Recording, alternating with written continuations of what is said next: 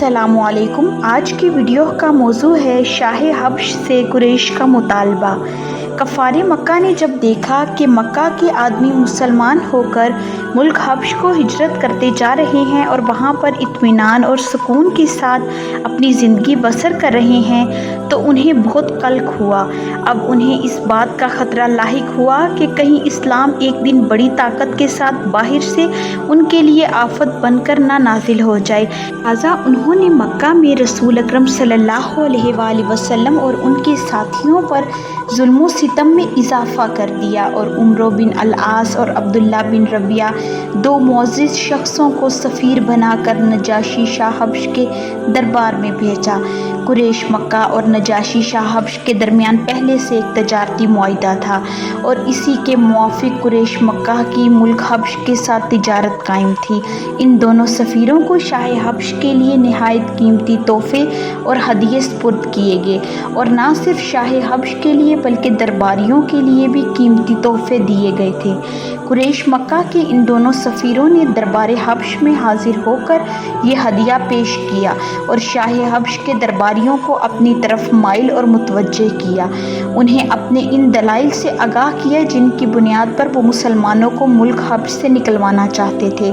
जब दरबारियों ने इस बात से इत्तफाक कर लिया कि मुसलमानों को निकालने के लिए शाह हब्श को मशवरा देंगे तो ये दोनों नजाशी शाह हब्श के दरबार में हाजिर हुए और तोहफ़े तहाइफ पेश करके अपनी मुद्दा यूँ अर्ज़ किया, ए बादशाह, हमारे कुछ ग़ुलाम बागी होकर आपके मुल्क में आ गए हैं और अपना आबाई दीन छोड़कर एक नए दीन के ताबे हो गए हैं जो सबसे निराला है, लिहाजा इन ग़ुलामों को हमारे हवाले किया जाए। दरबारियों ने भी कुरैश के इन सफ़ीरों की हमायत और तायीद की, लेकिन नजाशी शाह हब्श ने सोचा कि इस मामले के तमाम पहलुओं पर गौर करना चाहिए।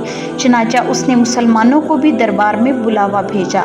मुसलमान ये तहैया करके उसके दरबार में आए कि हम हर हाल में सच बोलेंगे, चाहे नतीजा कुछ भी निकले। जब मुसलमान आ गए तो नजाशी ने पूछा, ऐसा दीन है जिसकी बुनियाद पर तुमने अपनी कौम से अलहदगी इख्तियार कर ली है और मेरे दीन में भी नहीं दाखिल हुए हो? मुसलमानों के तर्जुमान हज़रत जाफिर बिन अबी तालिब ने कहा, ए बादशाह, हम लोग जाहिल थे, बुत परस्त थे, मुर्दाखोर थे, बदकार थे, कता रहमी और पड़ोसियों से बदमुआमली करते थे। हम में जो ताकतवर होता था वो कमज़ोर का हक दबा लेता था, यहाँ तक कि खुदाई ताला ने हम में एक रसूल भेजा जिसके हस्ब नसब और सादिक और इमानत से हम वाकिफ़ थे। इसने हमें मोहित बनाकर बुत परस्ती से रोका, हमें सच बोलने, इमानत अदा करने, कराबत जोड़ने, पड़ोसी से अच्छा सलूक करने और हराम कारी और खून रेजी से बाज रहने का हुक्म दिया। झूठ बोलने, यतीम का माल खाने और पाक दामन औरतों पर झूठी तोहमत लगाने से मना किया। इसने हमें हुक्म दिया कि हम सिर्फ एक अल्लाह की इबादत करें और उसके साथ किसी को शरीक ना करें। इसने हमें नमाज, रोज़ा और ज़कात का हुक्म दिया। हमने इस पैगंबर को सच्चा माना, इस पर ईमान लाए, इसके लाए हुए दीन खुदाबंदी में उसकी पैरवी की। इस पर हमारी कौम हमसे बिगड़ गई।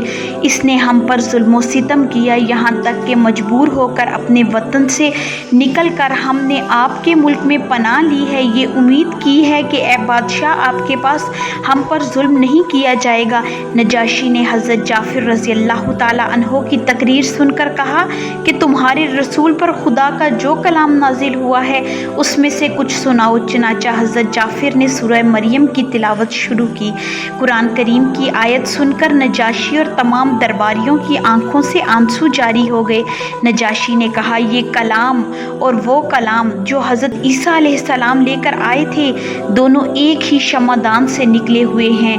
कुरैश के एलचियों ने कहा कि ये लोग हज़रत ईसा अलैहिस्सलाम के भी मुखालिफ हैं। इस पर हज़रत जाफिर ने फ़ौरन जवाब दिया कि हम ईसा अलैहिस्सलाम के बारे में भी वही बात कहते हैं जो हमारे नबी सल्लल्लाहु अलैहि वसल्लम लेकर आए हैं, यानी हज़रत ईसा अल्लाह के बंदे, उसके रसूल, उसकी रूह और उसका वो हुक्म है जिसे अल्लाह ने कंवारी पाक दामन हज़रत मरियम की तरफ अलकाह किया था। نجاشی نے کہا تمہارا یہ عقیدہ بالکل درست ہے، انجیل کا بھی یہی مفہوم ہے، جاؤ تم لوگ امن اور امان سے رہو، جو تمہیں گالی دے گا اس پر تاوان لیا جائے گا، مجھے گوارا نہیں کہ میں تم میں سے کسی آدمی کو ستاؤں اور اس کے بدلے مجھے سونے کا پہاڑ مل جائے۔ اس کے بعد اس نے اپنے درباریوں سے کہا ان دونوں کو ان کے ہدیے واپس کر دو، مجھے ان کی کوئی ضرورت نہیں، خدا کی قسم اللہ نے جب مجھے میرا ملک واپس کیا تھا تو مجھ سے کوئی رشوت نہیں لی تھی کہ میں اس کی راہ میں رشوت لوں، نیز اللہ نے میرے بارے میں لوگوں کی بات قبول نہ کی تھی کہ میں ان کی بات قبول کروں۔ ابن ہشام میں حضرت سلمہ جنہوں نے اس واقعے کو بیان کیا ہے کہتی ہیں کہ اس کے بعد وہ دونوں اپنی ہدیے تحفے لے کر بے آبرو ہو کر واپس چلے گئے اور ہم نجاشی کے پاس ایک اچھے ملک میں ایک اچھے پڑوسی کے زیر سایہ مقیم رہے۔ ویڈیو کو اینڈ تک دیکھنے کا بہت شکریہ۔ کل کی ویڈیو میں ہم رسول اللہ صلی اللہ علیہ وآلہ وسلم کی مکی زندگی کے مزید پہلوؤں کے بارے میں بات کریں گے۔ اگر آپ کو آج کی ویڈیو پسند آئی ہو تو لائک، شیئر، کمنٹ اور سبسکرائب ضرور کریں اور گھنٹی کے نشان کو دبائیں تاکہ آپ کو آنے والی ویڈیوز کی اپڈیٹس بر وقت ملیں۔